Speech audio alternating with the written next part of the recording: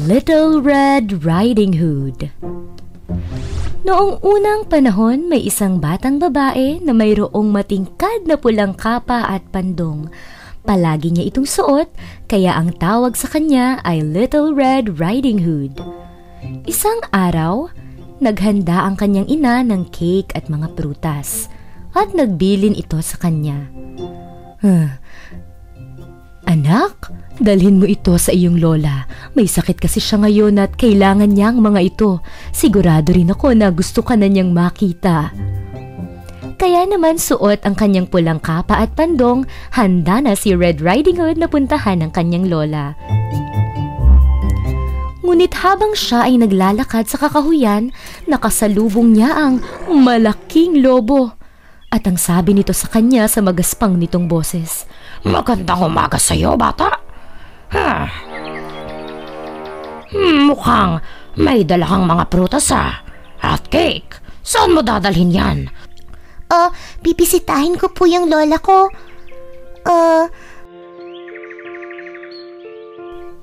Masama po kasi yung pakiramdam niya.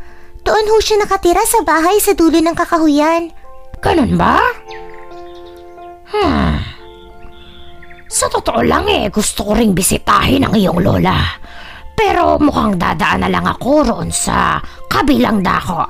Mayroon pa kasi akong gagawin Sige kita-kits! Alam ng lobo kung saan nakatira ang lola.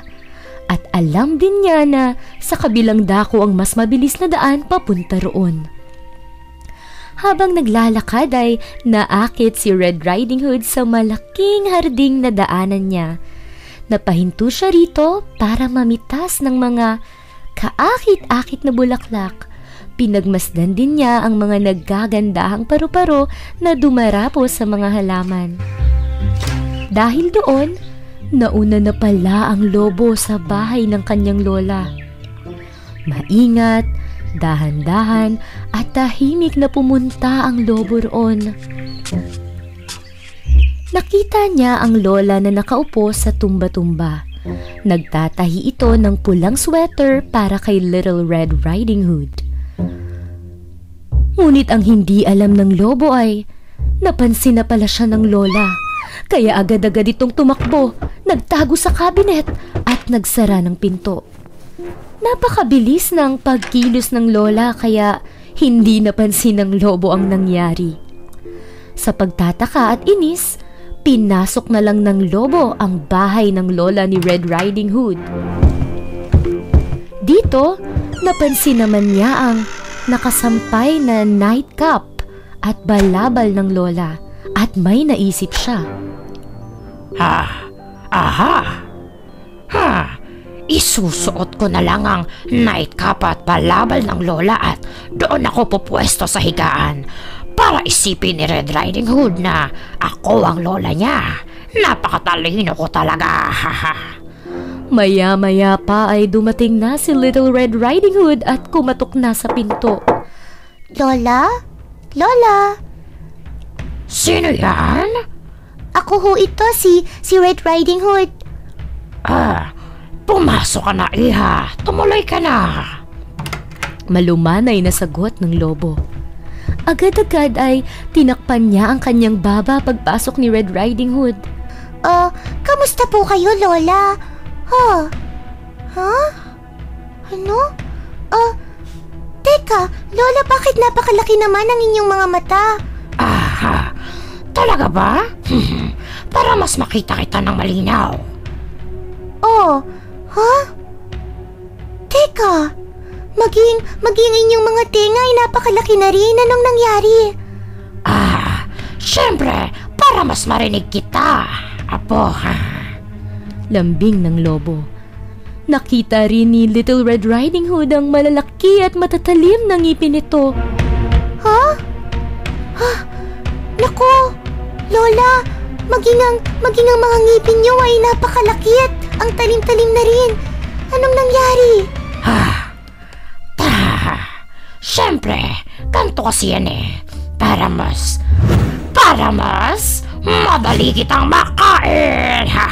Hindi ka na makakatakas pa. tuluyang nadiskubre ni Little Red Riding Hood na ang lobong ito ay nagpapanggap lang na kanyang lola. Sa mga oras na yun ay saktong may napadaang mga ngaso. Narinig niya ang mga sigaw ni na Red Riding Hood at ng lobo. Kaya, dali-dali niyang pinasok ang bahay at bago pa man maabot ng lobo si Red Riding Hood ay agad na niyang nabarilang masamang lobo. Sa labis na galak ni Little Red Riding Hood ay nagpasalamat siya sa mga ngaso sa pagsagip nito sa kanila. Maya-maya pa'y lumabas na rin ang lola sa kabinet kung saan siya nagtatago. Paulit-ulit niyang hinalikan at niyakap ang kanyang apo sa magkahalong pag-aalala at kasiyahan. Nagpasalamat din siya sa mga ngaso sa pagsagip sa kanilang buhay. Sa kagalakan ay nagsalo-salo silang tatlo. Binigyan ng lola ng gatas na maiinom sina Red Riding Hood at ang mga ngaso. Kinain din nila ang mga dalang prutas at cake ni Red Riding Hood. At naging masaya at payapa ang kanilang pagsasalo-salo.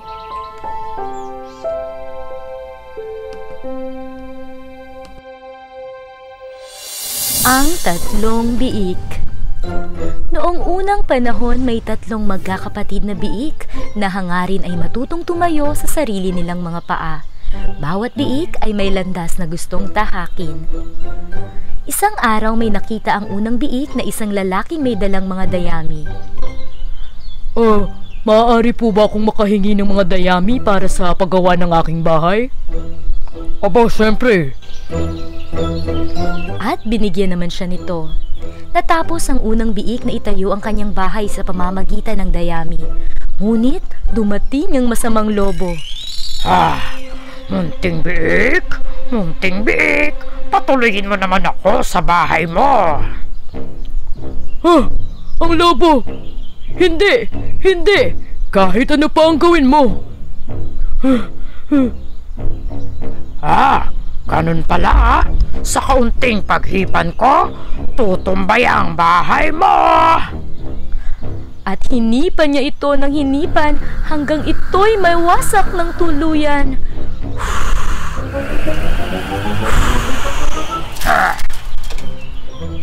Isang araw may nakita ang ikalawang biik na lalaking may dalang kawayan. Magandang araw ho. Maari po ba akong makahingi ng mga kawayan panggawa sa aking bahay? At binigyan naman siya nito. Pero nang matapos ng ikalawang biik ang kanyang bahay, ay agad dumating ang masamang lobo. Biik! Munting biik! Patuloyin mo naman ako sa bahay mo! Hindi! Hindi! Kahit ano pa ang gawin mo! Naku! Ganun pala ha? Sa kaunting paghipan ko, tutumba na yang bahay mo! At hinipan niya ito ng hinipan hanggang ito'y nawasak ng tuluyan.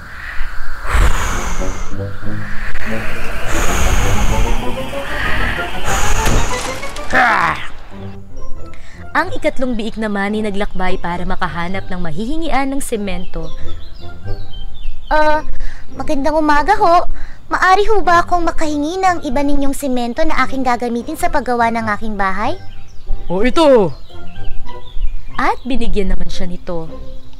Pero nang matapos ng ikatlong biik ang kanyang bahay, ay agad dumating ang masamang lobo. Biik! Munting biik! Patuloyin mo naman ako sa bahay mo. Hindi. Kahit ano pa ang gawin mo, hindi. Ganun pala. Sa kaunting paghipan ko, tutumbay ang bahay mo. At hinipan niya ito ng hinipan, ngunit hindi ito umubra. Dahil matibay ang pagkakagawa sa bahay, galit na galit ang lobo. At Napagod na lamang ito. Ngunit kanyang naisip na kailangan niyang gumawa ng paraan. Kailangan kong mahuli ang munting biik. Alam ko na. Maraming mga singkamas sa bukid, munting biik. Sasama ka ba sa akin para manguha nito sa ika-6 na umaga bukas, munting biik? Sige. Pero gumising ang munting biik ng mas maaga at nagluto agad siya ng singkamas. Nakita ito ng lobo at lalo pang naggalit. Nag-isip ulit siya ng ibang paraan para mahuli ang munting biik. Alam ko na. Munting biik? Munting biik? Alam ko kung nasaan ang puno ng masasarap na mansanas. Sasama ka ba sa akin pumitas sa ika-5 ng umaga bukas? Sige, susubukan ko. Ngunit umalis na pala nang mas maaga ulit ang munting biik para mamitas ng mansanas. Sa kasamaang palad, naabutan siya ng lobo roon. Kamusta, munting biik? Matamis ba ang mga mansanas? Ay, nako. Oo. Gusto mo? Ibato ko sa'yo. Kaya binato niya ang mansanas sa lobo at tumakbo ng napakabilis hanggang makarating sa kanyang bahay. Kinabukasan, pumunta ang lobo sa bahay ng munting biik. Higit na umigting ang kagustuhan niyang mahuli at kainin ito, kaya naman umakyat siya sa bubong at lumusot sa chimenea. Pero nakita ito ng munting biik, kaya naglagay siya roon ng kumukulo at nakapapasong tubig. Lakot ka ngayon.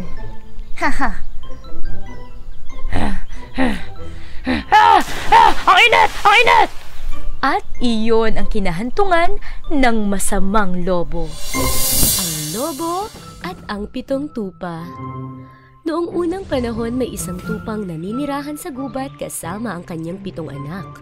Mahal na mahal niya ang mga ito. Isang araw, habang siya ay naghahanda ng makakain nila, ay nagbilin siya sa kanyang mga anak. Mga anak, pupunta ako sa gubat para manguha ng mga kain natin. Kaya makinig kayong maigi sa sasabihin ko. Huwag pagbuksan ng pinto ang sino man maliban sa akin. Lagi lang nakaabang dyan ang masamang lobo. Hinalikan niya ang kanyang mga anak at nagpaalam na.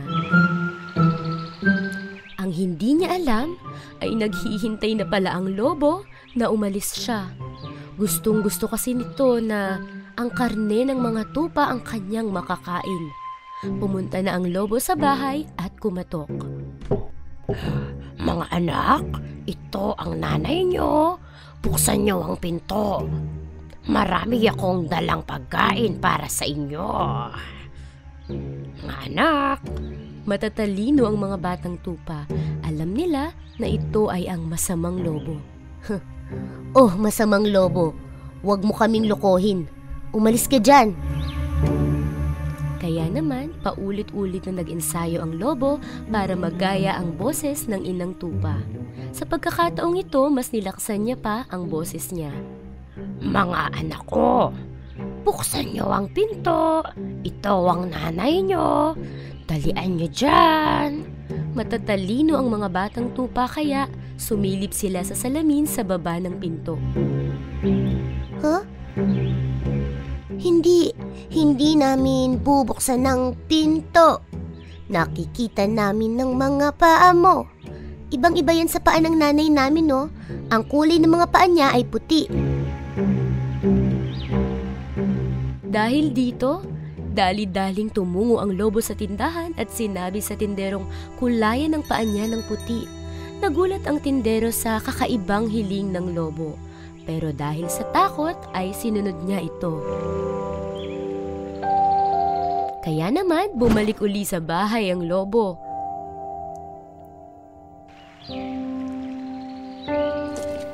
At siya'y dali-daling kumatok. Mga mahal kong anak, Nakabalik na ako. Pakibuksan na ang pinto, dalian nyo. Mga anak, Sumilip uli ang mga tupa at nakita na nila na puti ang mga paa. Kaya binuksan nila ang pinto at pagkakita sa lobo ay agad silang tumakbo sa sobrang takot. Ang isa ay nagtago sa loob ng orasan, ang iba ay nagtago sa ilalim ng kama, ang iba naman ay nagpunta sa likod ng kurtina. Pero nakita pa rin sila ng lobo at kinain silang lahat, maliban doon sa isang nakatago sa loob ng malaking orasan.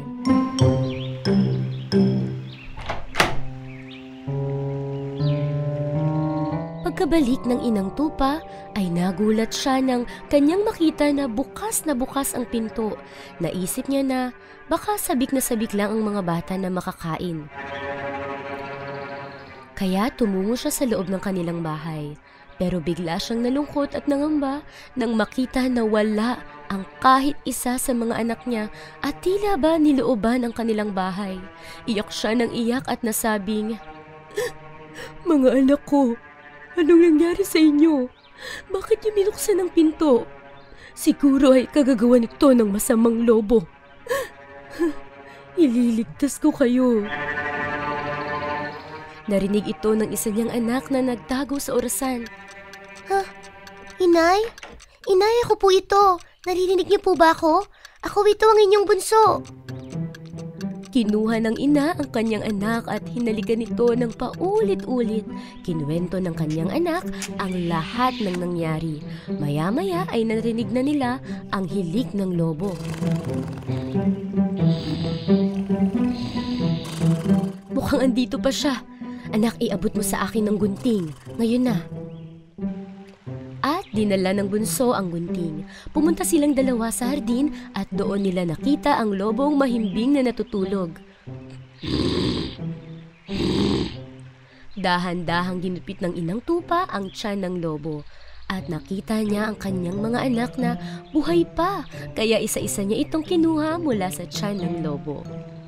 Niyakap niya ang kanyang mga anak at sinabihan nitong manguha ng mga bato at ilagay sa loob ng tiyan ng lobo.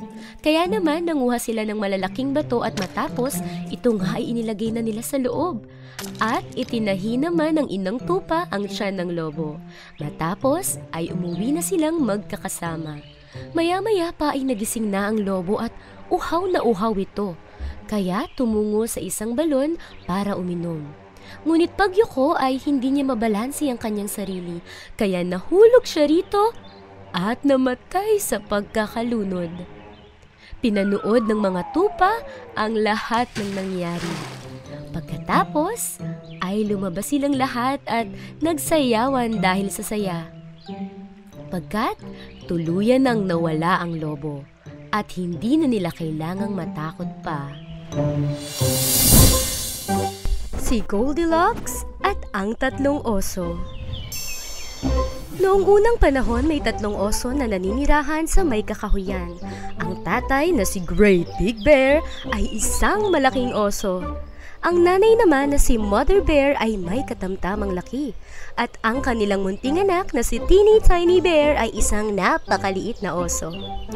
Isang araw dahil masyado pang mainit ang kanilang lugaw, minabuti muna ng pamilya na lumabas at maglakad-lakad.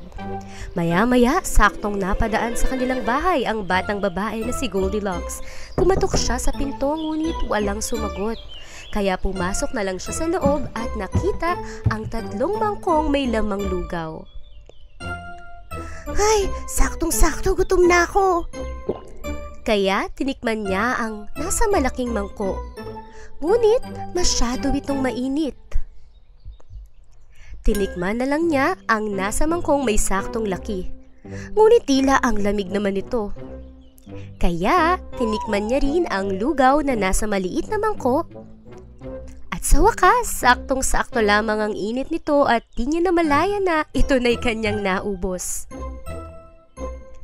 Pagkatapos ay tumungo na si Goldilocks sa isang silid. Doon may nakita siyang tatlong upuan. Una ay umupo siya sa malaking upuan, ngunit masyado itong mataas. Kaya naman sinubukan niya ang may katamtamang laki, ngunit masyado naman itong mababa para sa kanya. Nung umupo siya sa pinakamaliit na upuan ay nasabi niya sa sarili, "Haha, sa wakas, sakto na to para sa akin." Sa likod niya ay dumulas siya mula rito. At ito'y tuluyang bumagsak at nasira. Nainip si Goldilocks kaya umakyat na lang siya sa taas. At doon nakita niya ang 3 higaan. Una ay humiga siya sa malaking higaan. Kaso ito ay matigas. Sinubukan naman niya ang higaang may katamtamang laki ngunit ito naman ay masyadong malambot. Pero nung humiga na siya doon sa maliit na higaan ay tamang-tama lang ang lambot nito. Kaya komportable at mabilis na nakatulog dito si Goldilocks. Habang mahimbing ang kanyang tulog ay pabalik na pala ang 3 oso mula sa kanilang lakad. Mukhang may tumikim sa aking lugaw, sabi ni Great Big Bear sa kanyang malaking boses. Aba, mukhang may tumikim din sa aking lugaw, sambit naman ni Mother Bear sa kanyang katamtamang boses. Ha? Ang lugaw ko naman ay hindi lang tinikman, inubos pa, sabi naman ni Teeny Tiny Bear sa kanyang maliit na boses. Pagpunta nila sa silid ay sila'y may nadiskubre.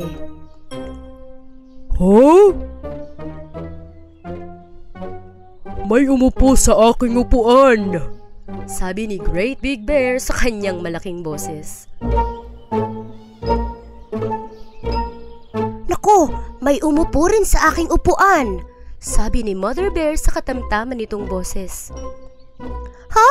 May umupo rin sa aking upuan at ngayon sira na ito, sabi naman ni Teeny Tiny Bear sa maliit nitong boses. Sunod, umakyat ang 3 oso papunta naman sa kanilang silid tulugan. Naku, may humiga sa higaan ko, sabi ni Great Big Bear gamit ang kanyang malaking boses. Ano ba yan? Sa higaan ko rin ay may humiga, sabi naman ni Mother Bear sa kanyang katamtamang boses. Nako, may nakahiga rin sa higaan ko at hanggang ngayon nandito pa rin siya, tingnan nyo, sabi naman ni Teeny Tiny Bear gamit ang kanyang maliit na boses. Nagising si Goldilocks at laking gulat niya na kanyang makita na pinagmamasdan siya ng 3 oso, kaya tumalon siya sa bintana at maswerteng bumagsak sa mga dahon at tumakbo siya ng napakatulin.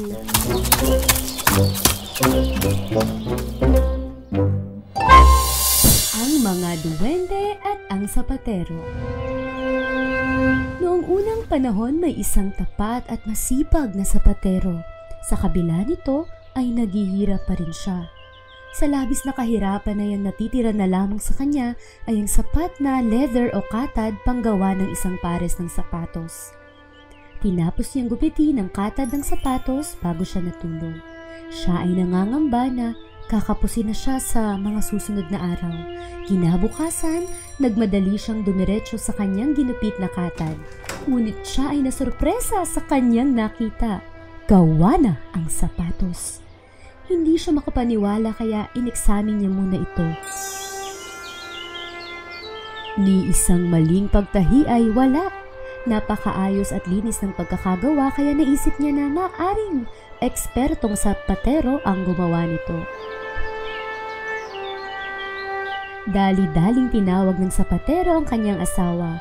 Maging ito ay hindi makapaniwala sa ganda at tibay ng sapatos. Siya ay labis na nagalak nang makita ito. Maya-maya pa ay may dumating na lalaking customer. Wow, ito na ata ang pinakakomportabling na suot kong sapatos sa buong buhay ko. Tuwang-tuwa ang lalaki kaya naman ang binayad niya ay higit pa sa aktwal na presyo nito. Matapos noon ay nakapamili pa ang sapatero ng mga katad o leather na sapat sa paggawa ng 2 pang pares ng sapatos. Sa gabi ring yun, ginupit niya ang mga dapat gupitin at inilatag ang mga dapat ilatag para handa na ang lahat sa kanyang paggawa bukas. Kinabukasan, ay gawa na naman agad ang 2 pares ng sapatos. Maya-maya pa ay 2 customer naman ang dumating. Napakaganda ng pagkakatahi. Oo nga, paano niyo ito nagawa? Dahil sa sunod-sunod na pangyayari, nagkaroon na ng sapat na pera ang sapatero para makabili ng katad para sa 4 pang pares ng mga sapatos. Kinabukasan, 4 na pares ng sapatos naman ang malinis na natapos bago pa man niya ito simulan. Sa paglipas ng mga araw, kung ano man ang nagugupit niya ay tiyak naman na natatahi o natatapos na agad ng kung sino man. At habang tumatagal, mas dumarami pa ang mga nagiging customer nila. Dumaan pa ang mga araw at tuluyang yumaman ang sapatero at ang kanyang asawa. Isang gabi bago ang araw ng Pasko, pagkatapos niyang gupitin ng mga leather o katad para sa sapatos, ay sinabi niya sa kanyang asawa. Sa tingin ko ay wag muna tayong matulog ngayong gabi para makita natin kung sino ang mabuting loob na tumutulong sa atin. Pumayag ang asawa, kaya naman nagtago sila sa likod ng kurtina sa madilim na bahagi na kanilang silid. Hating gabi ay may lumitaw na 2 duwende. Tumungo sila sa mesa at sinimulang gawin ng mga sapatos. Naggupit, nagtahi, nagdikit at hindi sila tumigil hanggat hindi natatapos ang mga gawain. Sobrang namangha ang mag-asawa sa kanilang nasaksihan.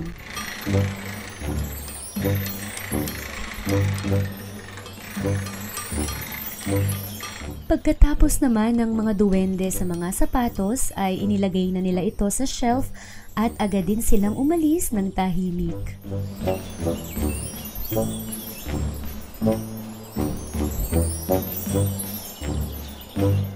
Kinabukasan, sinabi ng asawa sa sapatero, "Napakabait ng mga duwende ngayon. Talagang pinapayaman nila tayo. Naku, karapat dapat lamang na may gawin tayong isang bagay na magpapakita ng ating lubos na pasasalamat. Napansin mo rin ba na wala silang kasuotan? Tama, ipagtahi natin sila ng mga damit. Ako na rin ang bahala sa pagtahi ng sombrero at medyas at ikaw na ang gumawa sa kanila ng maliliit na pares ng sapatos. Sa totoo lang higit pa ang nararapat para sa kanila. Napakabuti nila sa atin, hindi ba?" Napakagandang plano, mahal ko. Sinimulan na nilang gawin ang mga ito. Pagsapit ng gabi ay handa at kumpleto na ang kanilang mga handog. At sa halip na mga kasangkapan ng sapatos ang iwan nila nung gabing yon, ang inilagay nila ay ang kanilang mga regalo para sa 2 duwende. Pagsapit ng hating gabi ay dumating na ang mga duwende. Hinanap nila ang leather, ngunit ang tumambad sa kanila ay ang mga maliliit na kasuotan. Natuwa ang 2 at agad sinuot ang mga ito. Matapos ay sila'y sumayaw at umawit. Yehey! Hindi na natin kailangang magtahi. Mayroon na tayong maganda at maayos na kasuotan. Masaya at masigla silang lumabas ng pinto. Mula noon, hindi na rin sila nakita ng mag-asawa kailanman. Ngunit kahit sila ay umalis na, ay nanatili naman ang swerte at pag-asang kanilang dala.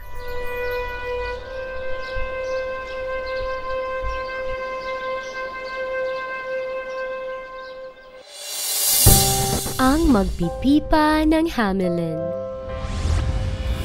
Ang Hamelin ay isang maliit na bayan sa Alemanya. Punong-puno ang bayang ito ng mga daga. Tila ba naging kaharian na ito ng mga pesteng daga. Mayroon sa mga bahay, sa mga kainan, maging sa mga paaralan at sa bawat kalye. Kaya talagang dapat ay makahanap sila ng agarang solusyon para puksain ang mga ito. Laging pinagtitipon ng alkalde ang taong bayan para mapag-usapan at masolusyonan ang nasabing problema. Sa umpisa, akala nila ay kaya ng mga pusa itaboy ang mga daga. Pero dahil dumarami ang mga daga, ay hindi na rin ito kinaya ng mga pusa. Naging mahirap ang ganitong paraan dahil hindi sapat ang bilang ng mga pusa.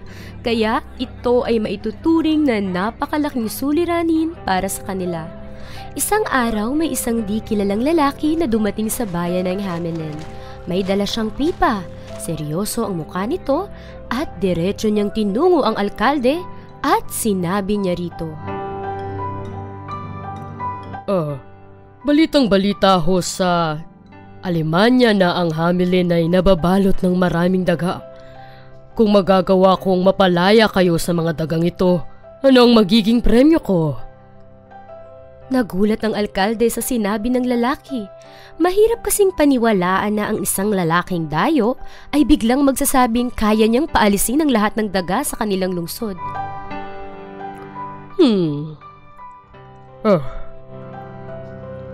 10,000 barya kung matutupad mo ang iyong pinangako. Sa loob lang ho ng ilang araw, ang Hamelin ay lulubayan na ng mga salot na daga. Sagot ng estranghero. Naglakad na ang estranghero at pinatugtog ang kanyang pipa. Narinig ng mga mamamayan ng Hamelin ang musika at namangha sa ganda at ginhawang dala nito.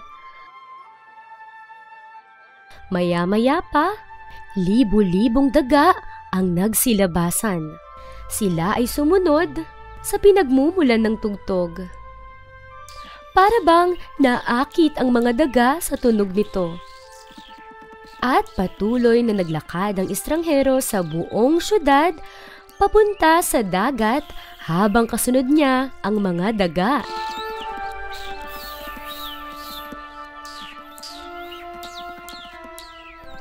Manghang-mangha ang mga taga-Hamelin sa kanilang nasaksihan. Tuloy-tuloy pa ang paglakad ng estranghero hanggang makarating siya sa dulo ng bangin.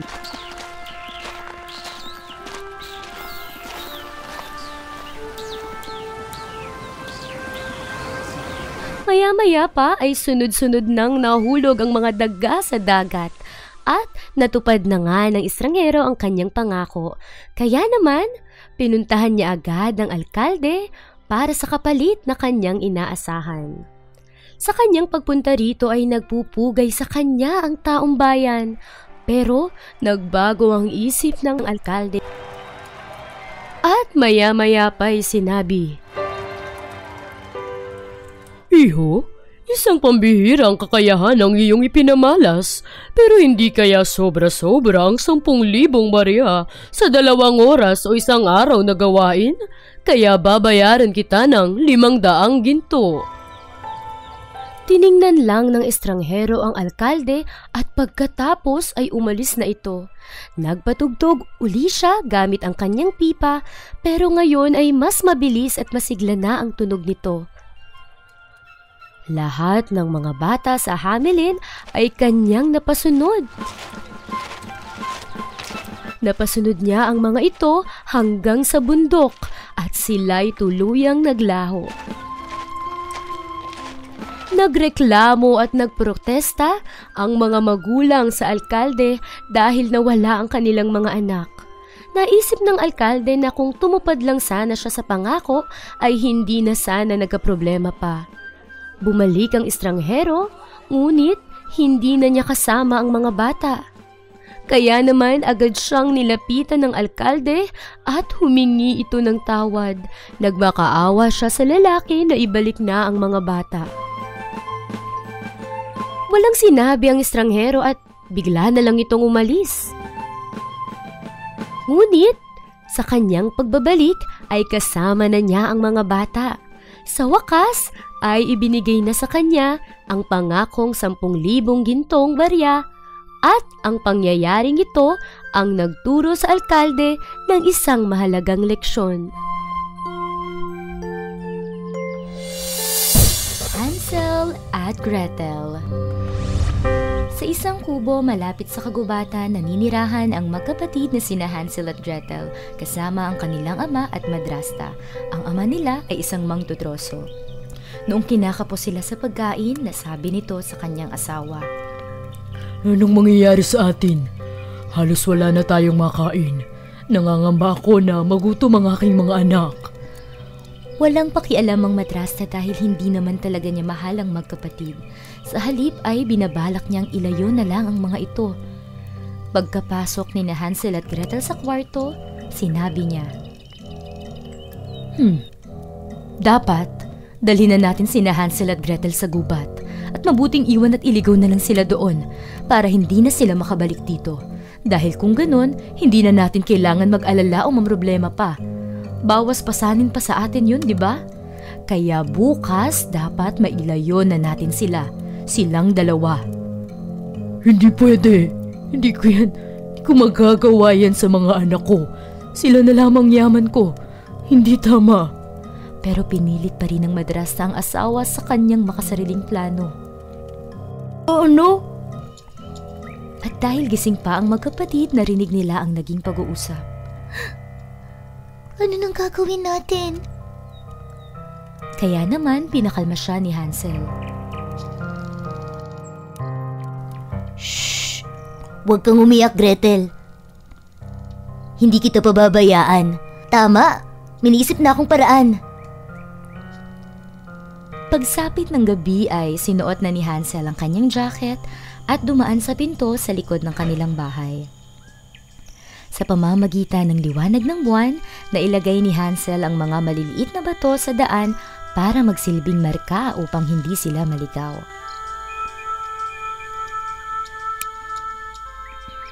Sa pagsikat ng araw ay agad ginising na ng madrasta ang mga bata.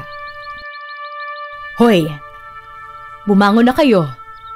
Pupunta tayo sa gubat para mangahoy. At ito ha?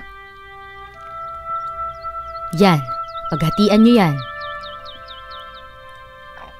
Dapat tipirin nyo yan dahil wala na tayong iba niyan. Hay, naiintindihan nyo ba ako? Noong papunta na sila sa gubat, pumwesto si Hansel sa pinakalikod at nag-iwan siya ng mga batong maliliit sa bawat daraanan. Hansel, okay ka lang? Bakit tilang bagal mo maglakad? Tinitingnan ko lang po sa likod yung mga nakaupong puting pusa sa bubong. Tila kumakaway. Hay nako! Ikaw talaga, Hansel. Hindi yun mga pusa, no? Sikat yun ang araw na natatanaw sa bandang itaas ng bubong. Itong batang ito. Sa gitna ng gubat ay lumikha sila ng apoy. O mga anak, gagawa tayo ng apoy. Lumapit kayo rito ng bahagya para hindi kayo gaanong ginawin.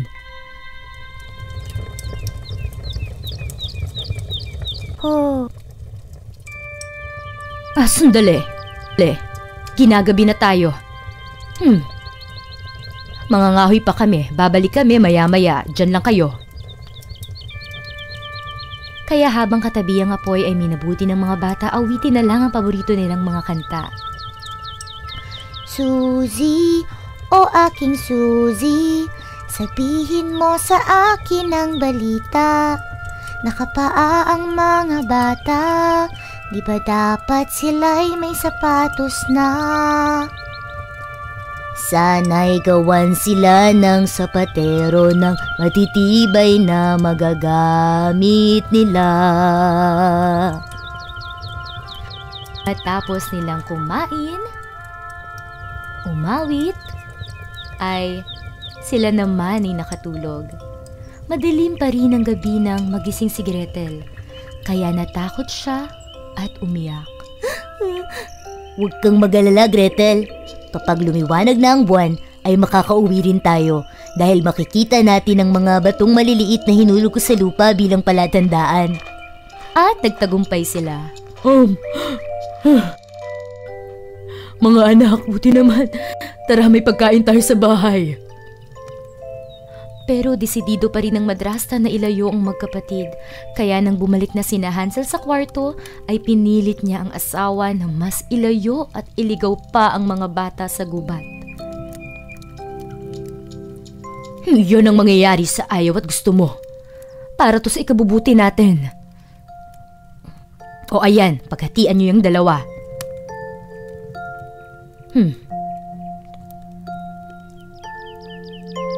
Muli pumunta sila ng gubat pero dahil hindi nakapag-iwan si Hansel ng mga bato ay ang mga piraso ng tinapay na lang ang hinulog niya bilang palatandaan.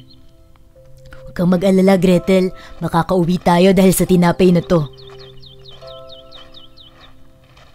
Sa kasamaang palad ng mag-uumaga na ay hindi na nila makita ang pira-piraso ng tinapay. Yun pala ay kinain na ito ng mga ibon. Patuloy na naghanap ang mga kapatid, naglakad at naglakad buong araw. Pansamantala ay huminto at namahinga sila sa tabi ng puno. Pinagmasdan nila at pinakinggan ng puting ibong humuhuni. Nang lumipad ang ibon ay sinundan nila kung saan ito papunta. At dahil doon ay nakita ni Hansel at Gretel ang isang bahay na gawa sa gingerbread, habang ang bintana nito ay gawa sa tsokolate. Nagkalat din ang napakaraming cakes, cookies at candy sa labas ng bahay. Maging ang bubong ay nababalot sa vanilla icing. Agad silang tumakbo papunta rito.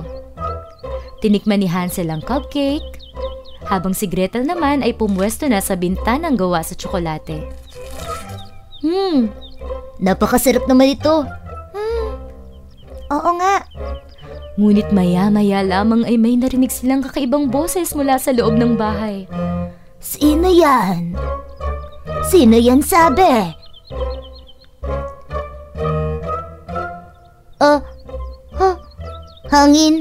Hangin. Bumukas ang pinto at mula dito ay lumabas ang isang matandang babae at sinabi, Huwag kayong matakot sa akin. Hindi naman ako nananakit ng bata.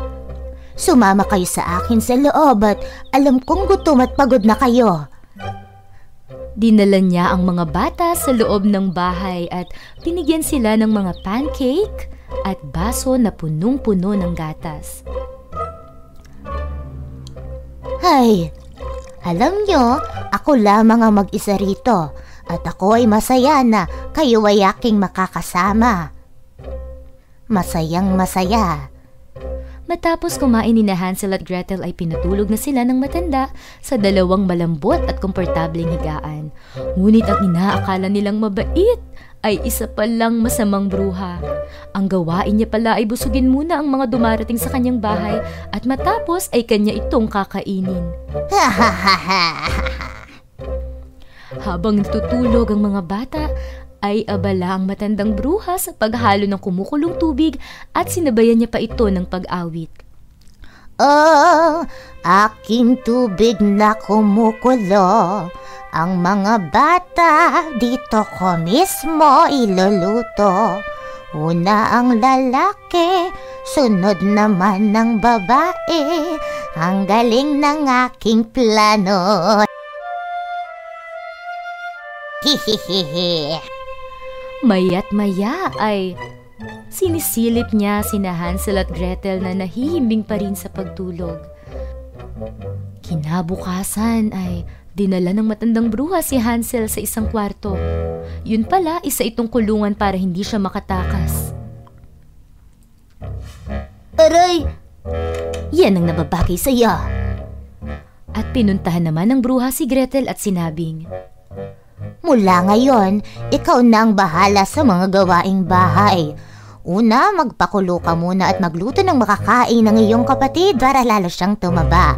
Kapag nangyari iyon, saka ko siya kakainin. Umiyak si Gretel sa takot at pangamba pero kinakailangan niyang sundin ang utos sa kanya.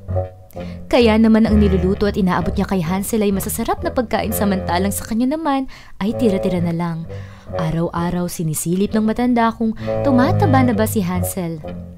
Hay, itaas mo ang iyong kamay para makita ko kung may pagbabago na ba sa'yo. Ngunit malabo ang mga mata ng matanda.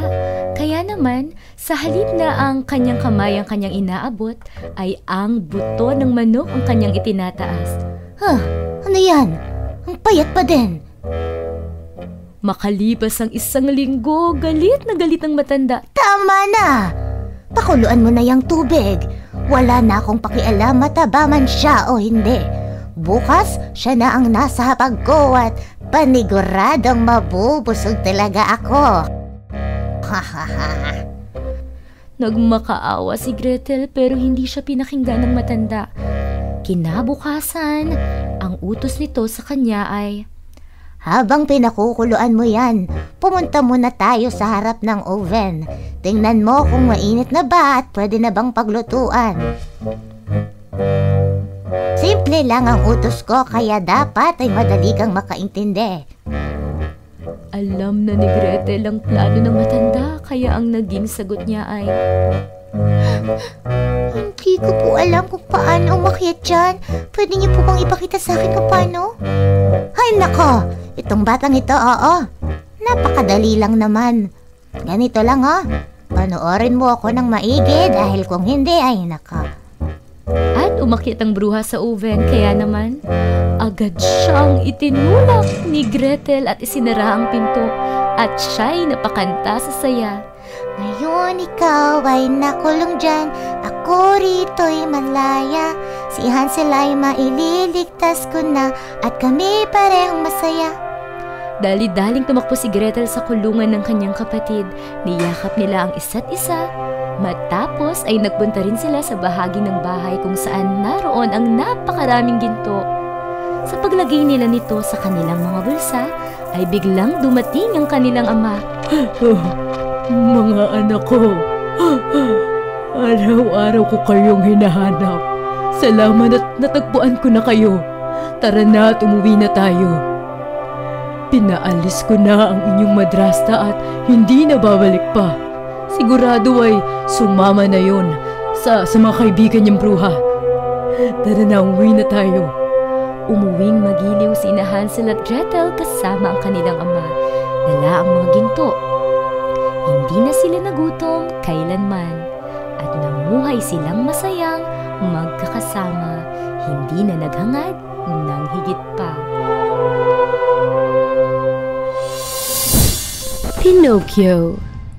Noong unang panahon sa isang malayong bayan ay may isang mahirap at malungkot na manglililok na ang pangalan ay Geppetto. Isang araw, naghanap si Geppetto ng punong kahoy at napagdesisyonan niyang gawin na lamang itong puppet para may makasama siya. Inukit niya ito sa isang kahoy at tinawag niya itong Pinocchio. Isang diwata ang humanga sa kasipagan ni Geppetto kaya binigyan niya ng buhay ang puppet na si Pinocchio. Minahal at tinuring ni Geppetto si Pinocchio na parang kanyang anak. Gusto niya ring pag-aralin si Pinocchio sa paaralan. Pero si Pinocchio ay unti-unting naging isang pilyong bata. Ang unang ginawa niya matapos matuto maglakad ay ang tumakas. Ginawa ni Geppetto ang lahat para hanapin si Pinocchio pero hindi niya ito mahanap. Ngunit nahuli ng mga pulis si Pinocchio dahil sa paghaba ng ilong nito. Tumakbo si Pinocchio pauwi sa kanila pero walang tao sa bahay dahil abala si Geppetto sa paghahanap sa kanya. Maya-maya ay may narinig siyang tinig. Kri, kri, kri. Kri, kri, kri, kri, kri. Huh? Sino yun? Ako. Sagot na nagsasalitang cricket. Isang kalapastanganan ang lumaya sa iyong tahanan. Pumasok ka na ngayon sa eskwela kung hindi ay magiging donkey o asno ka. Huh? Anong sinasabi mo? Alis! Umalis ang cricket at tuluyan ng naglaho. Gutom na si Pinocchio dahil hindi pa siya kumakain buong araw. Tiningnan niya ang mga drawer para maghanap ng makakain at alas! May nakita siyang itlog at dinampot ito. Yay! Ngayon ay may makakain na ako sa wakas. Pero nang basagin niya ito, ay lumitaw ang isang sisiw. Salamat, Master Pinocchio. Salamat sa pagligtas mo sa akin. Sa wakas, makakatakas na ako. Gusto ko nang umalis dito. at napaiyak na lang si Pinocchio. Diyos ko, kung naging masunurin lang sana ako, siguro kasama ko pa si Papa at hindi niya ako hayaang magutom. Gutom na ako. Napaupo siya sa tabi ng apoy para hindi gaanong ginawin. Nakatulog siya, ngunit nang siya ay magising ay nasusunog na pala ang malaking bahagi ng kanyang paa. Anong gagawin ko? Dumating na si Geppetto at tuwang-tuwa siyang makita muli si Pinocchio. Iho, gagawan kita ng mga bagong paa, anak ko. Kaso, baka tumakas ka na naman. Hindi na po ako tatakas, mas magpapakabait na po ako at papasok na ako sa eskwela. Kaya ginawan muli ni Geppetto ng paa si Pinocchio. Pinagtahi niya rin ito ng mga bagong kasuotan. Wala ng pera si Geppetto pambili ng aklat para kay Pinocchio, kaya minabuti niyang ibenta na lamang ang isa sa mga pinakamagaganda niyang kasuotan. Malambing na nagpaalam si Pinocchio sa kanyang ama. Ngunit naakit siya nang silipin ang isang malaking tent. May pagtatanghal sa loob at para makabili ng tiket ay binenta ng pasaway na si Pinocchio ang kanyang aklat.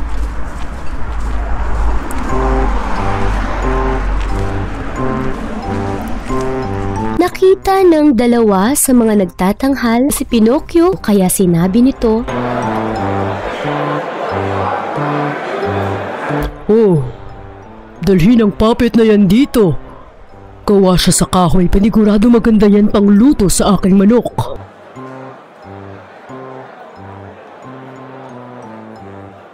Dinala ng tagaluto ang nagwawala at nagpupumiglas na si Pinocchio. Nang makita nitong umiiyak si Pinocchio, naawa ito. Kinuwento ni Pinocchio ang mga nangyari. Kaya sabi ng tagaluto, Iho, ipagbili mo ang tatay mo ng magandang damit. At bumalik ka rin ng libro, ha?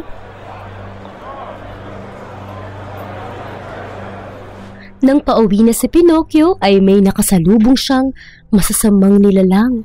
Huminto siya sa harap ng pusa at lobo para sabihing, Haha. Hay, tingnan nyo, ang yaman-yaman ko. Naakit ang dalawa sa dala ni Pinocchio. Huh? Saan mo naman gagamitin ang mga yan? Bibili ko ang tatay ko ng damit at bibili rin ako ng aklat para sa aking pag-aaral. Wala kang mapapala sa pag-aaral. Sa tingin ko ay gutom ka na. Bakit di ka na lang sumama sa amin? Kri, kri, kri, kri. Bulong ng maliit na boses. Huwag mo silang pakinggan. Huwag mo silang pakinggan. Alam ni Pinocchio na ang tinig na yun ay mula sa isang cricket, pero hindi niya ito pinansin. Sa halip ay sumama siya sa pusa at sa lobo. Ang pagkain ng lobo ay inihaw na kuneho, habang sa pusa naman ay pinritong isda, at sa Pinocchio naman ay sarap na sarap sa spaghetti. Bago pa man niya maubos ito ay nakatulog na siya. Pagising niya, wala na ang pusa at ang lobo. Kaya, siya ang tanging nagbayad sa lahat ng kinain nila. Okay lang. May 4 pa naman akong gintong barya. Hating gabi na nang makaalis si Pinocchio sa restaurant. Habang siya ay naglalakad ay narinig niya na para bang may sumusunod sa kanya. Sa liwanag at sinag na dala ng buwan ay may nakita nga siya. May sumusunod sa kanyang 2 nakaitim. Tanging mga mata lang nito ang kita dahil nakabalot ang kanilang katawan sa itim na medyas. Ito pala ay ang pusa at lobo. Hoy, amin na ang pera mo. Amin na ang pera mo. Pero tumakbo si Pinocchio at tumalon. Hindi na nakatalon pa ang pusa at lobo dahil mahigpit ang kanilang kasuotan. Sa halip ay sila mismo ang nadulas. Kinaumagahan, napadpad naman si Pinocchio sa kakahuyan. Doon nakita niya ang isang magandang puting bahay. Isang magandang diwata ang nakaupo sa bintana. Pinapasok siya nito. Pinocchio, may problema ba? Kinuwento ni Pinocchio ang lahat ng nangyari sa kanya magmula pa nang siya'y umalis sa bahay. Oh, nasa na ang iba mong gintong barya? Nasa bulsa pa ito ni Pinocchio pero nagsinungaling siya. Nawala ko po ang mga gintong barya. Pagkasabi niya ay biglang humaba ang kanyang ilong. Ganun ba? Saan mo ito nawala? Sa gubat po. Sa pangalawang pagkakataon, humaba pa lalo ang kanyang ilong. Kung ganon, tara, hanapin natin. Hindi eh. Nalunok ko po. Sa pangatlong kasinungalingan, humaba ng sobra ang kanyang ilong at lumagpas pa sa bintana na halos hindi na makagalaw ng maayos itong si Pinocchio. Pinanood lamang ng diwata si Pinocchio kung paano ito kikilos ng maayos.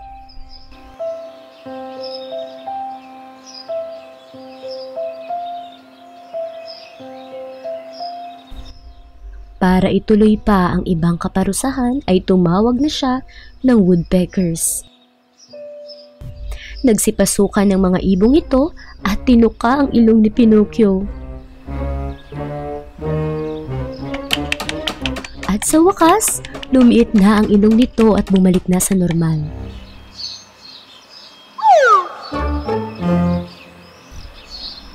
Ngayon, kung mangangako ka na ikaw ay magpapakabait, tutuparin ko ang isang kahilingang maisip mo.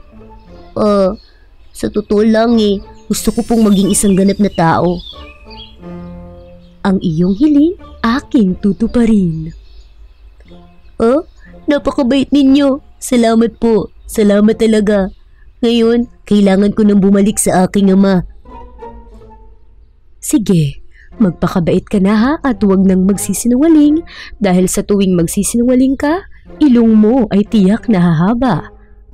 Sagot ng diwata at nagpaalam na ito kay Pinocchio.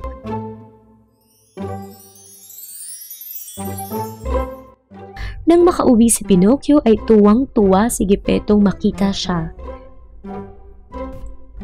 At paggising ni Pinocchio, ay isa na siyang ganap na batang lalaki. Sobrang pasaway ko noong ako isang puppet pa. Kaya ngayong ganap na tao na ako, magpapakabait na talaga ako, Papa. Mula ng araw na yon ay namuhay sina Geppetto at Pinocchio ng payapa at maligaya. Rumpelstiltskin. Noong unang panahon may isang mahirap na taga-kiskis na may isang napakagandang anak. Isang araw, pumunta siya sa palasyo at doon ibinalita sa hari ang abilidad ng anak na gawing ginto ang mga dayami. Dahil dito, nagbaba ng utos ang hari na dalhin ang babaeng ito sa palasyo. Dinala niya ang babae sa silid at sinabing, Kailangan ay gawin mong ginto ang dayaming ito. Kung hindi, katapusan mo na. Nakulong ang anak ng taga-kiskis sa silid na yon at siya'y naiyak dahil hindi niya alam ang kanyang gagawin. Maya-maya ay may lumitaw na duwende at tinanong siya. Bakit ka umiiyak, magandang binibini? At kinuwento niya ang nangyari. Huwag kang magalala.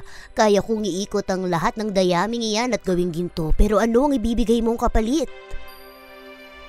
Sa'yo na lang ang kwintas ko. Nagawang gawing ginto ng duwende ang lahat ng dayami. Nang makita ito ng hari, ay siya'y namangha.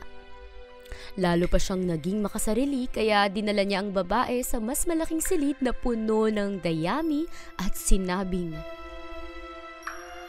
Gawin mo itong mga ginto dahil kung hindi, ipapapatay kita. Kaya nakulong ulit ang babae roon at muli siya ay umiyak. Lumitaw ulit ang duwende at sinabing, Tahan na binibini kapag ikay natulungan ko muli, ano ang ibibigay mong kapalit? Binigay niya ang kanyang gintong singsing at muli ay nagawang gawing ginto ng duwende ang lahat ng dayami. Sa ikatlong umaga, tuwang-tuwa ang hari nang makita ang mga ginto. Ngunit dinala naman niya ngayon ang babae sa pinakamalaking silid na may pinakamaraming dayami at sinabing, Kapag ito'y hindi mo nagawang ginto, ikaw ay magiging asawa ko. Kay swerte ko talaga. Nakulong muli ang babae at siya'y napaiyak na naman.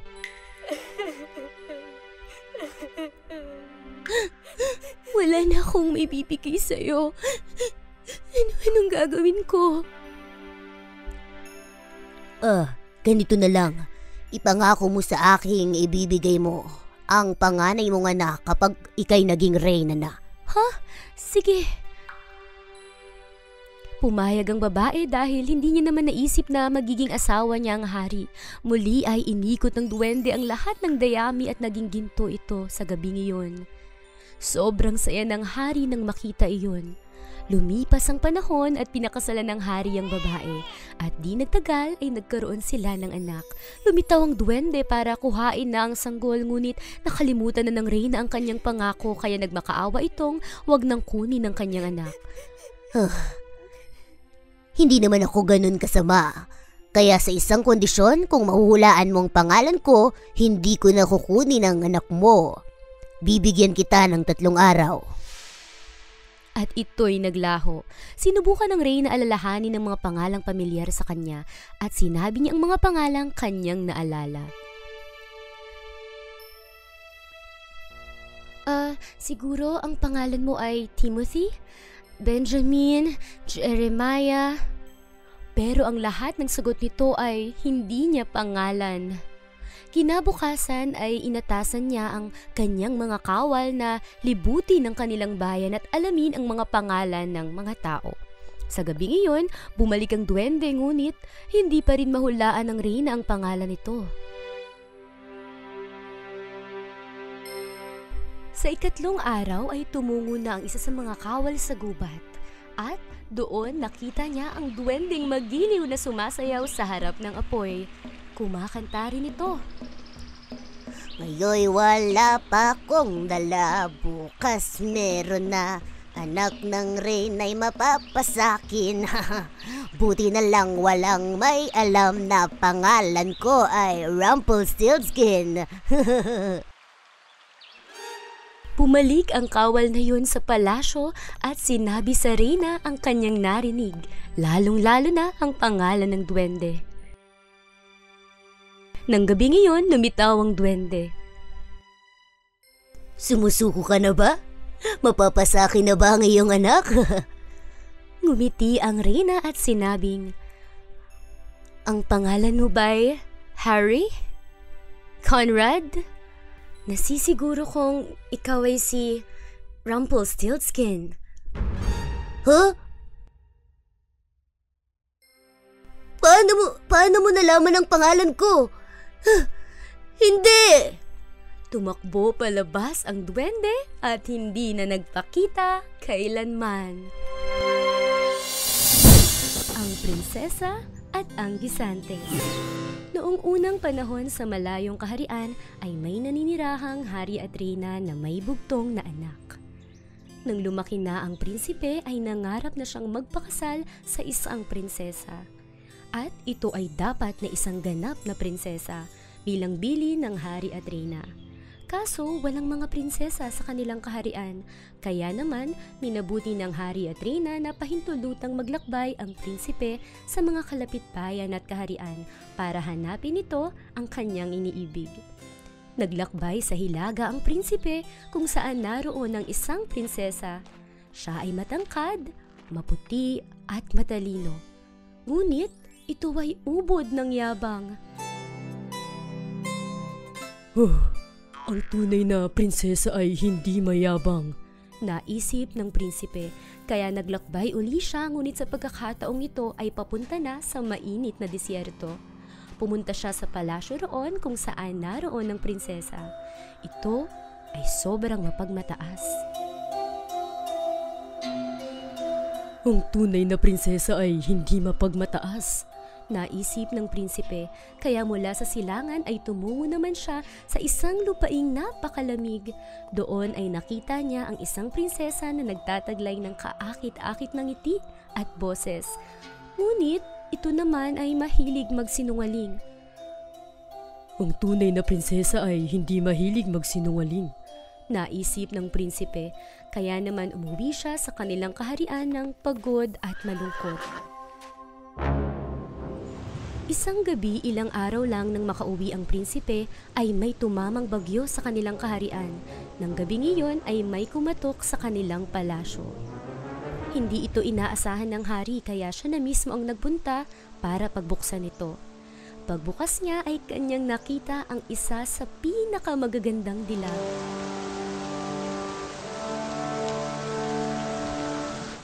Magandang gabi ho, mahal na hari. Magalang niyang pagbati. Ako po ay isang prinsesa. Maaari po ba akong tumuloy sa inyong palasyo? Kahit isang gabi lang ho? Oo naman, syempre. Kinagagalak naming patuloyin ka rito. Nang ibinalita ng hari na may isang prinsesang tutuloy sa kanila, ay ikinagalak ito ng prinsipe. Kaya naman gusto niya agad makita ito. Kailangan mong maghintay. Sabi ng prinsesa ay kailangan niya munang magpalit ng kasuotan dahil nabasa siya sa labas. Alam kong gusto mo na siyang makita, iho, pero sigurado kong abala pa siya ngayon. Sige po. Pero naisip ko lang, paano pala tayo makasisiguro na siya'y tunay na prinsesa? Mayroon akong naisip. Ipaubaya mo na ito sa akin, anak ko. Maya-maya pa ay dumating na ang prinsesa suot ang ipinahiram ng reyna.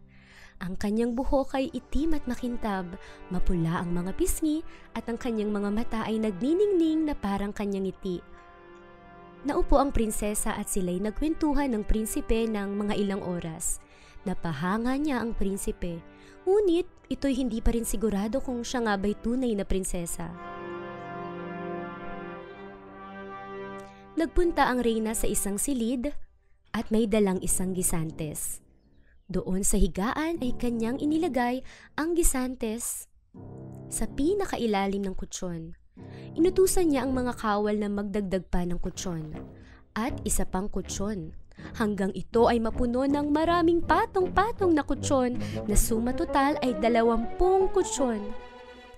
At inutusan pa ng reyna ang kawal na maglagay din ng 20 sapin sa higaan. Nagulat ang prinsesa nang makita niya ang ubod na taas na higaan sa silid. Ngunit hindi siya nagreklamo. Sa halip ay nagpasalamat pa ito sa mahal na reyna.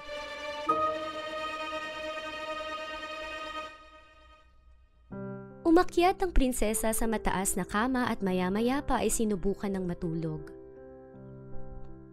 Ngunit, minu-minuto o maya't-maya ay pagising-gising siya. Hanggang siya'y hindi na nakatulog buong gabi. Pagbangon ay halatang pagod at antok pa rin ang prinsesa.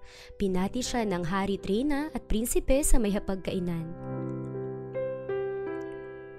Kamusta, iha? Nakatulog ka ba? Hindi po masyado. Sa totoo lang ho merong parang maliit na matigas na bagay sa higaan at kahit anong ikot ko ay nararamdaman ko pa rin ito. Hindi ko nga po maintindihan kung bakit. Parang Parang may sumasagi sa aking likod. Humihingi ako ng paumanhin sa naranasan mo kagabi, Iha. Pero masaya akong nalaman at namin na ikaw ay isang tunay na prinsesa. Ang totoong prinsesa lang kasi ang makakaramdam ng maliit na gisantes na nasa ilalim ng 20 matres at 20 sapin. Masayang masaya akong nalaman ko ito mula sa iyo. Masayang masaya rin ang prinsipe nang malaman ito dahil nahulog na rin pala ang loob niya sa magandang prinsesa. At gayon din naman ang prinsesa para sa kanya, kaya sila ay nagpakasal. Ngunit anong nangyari sa gisantes? Ito ay nilagay sa isang malinis at ligtas na lagayan na nasa museo magpasa hanggang ngayon.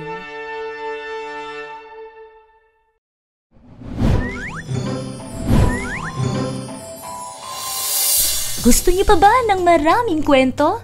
Mag-subscribe na sa aming channel, imbitahan mo na rin ang iyong pamilya at mga kaibigan at sama-samang mag-enjoy sa Magic Box Filipino kung saan puno ng kasiyahan at pagkatuto.